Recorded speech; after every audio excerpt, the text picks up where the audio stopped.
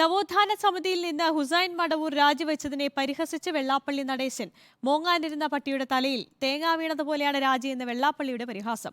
പ്രായമുള്ളയാളെന്ന നിലയിൽ വെള്ളാപ്പള്ളിയുടെ വിമർശനങ്ങൾക്ക് മറുപടിയില്ലെന്ന് ഹുസൈൻ മടവൂരിന്റെ മറുപടി. ഇടത് സർക്കാരിന്റെ മുസ്ലിം പ്രീണനമാണ് തിരഞ്ഞെടുപ്പ് തോൽവിക്ക് കാരണമെന്ന SNDP യോഗം ജനറൽ സെക്രട്ടറി വെള്ളാപ്പള്ളി നടേശന്റെ പരാമർശത്തെ തുടർന്നാണ് ഡോക്ടർ ഹുസൈൻ മടവൂർ നവോത്ഥാന സമിതിയിൽ നിന്ന് രാജിവെച്ചത്. നവോത്ഥാന സമിതി വൈസ് ചെയർമാനായ ഹുസൈൻ മടവൂരിന്റെ രാജിയെ സമിതി അധ്യക്ഷൻ വെള്ളാപ്പള്ളി നടേശൻ പരിഹസിച്ചു തള്ളി. മോങ്ങായിരുന്ന പട്ടിയുടെ തല തേങ്ങ വീണ് മറുപടി പറയാനുള്ളത്.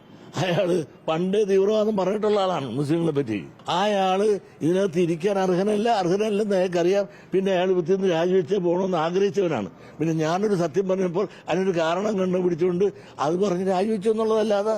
എന്നാൽ വെള്ളാപ്പള്ളിക്ക് അതേ നാണയത്തിൽ മറുപടി നൽകാൻ ഹുസൈൻ മടവൂർ തയ്യാറായില്ല.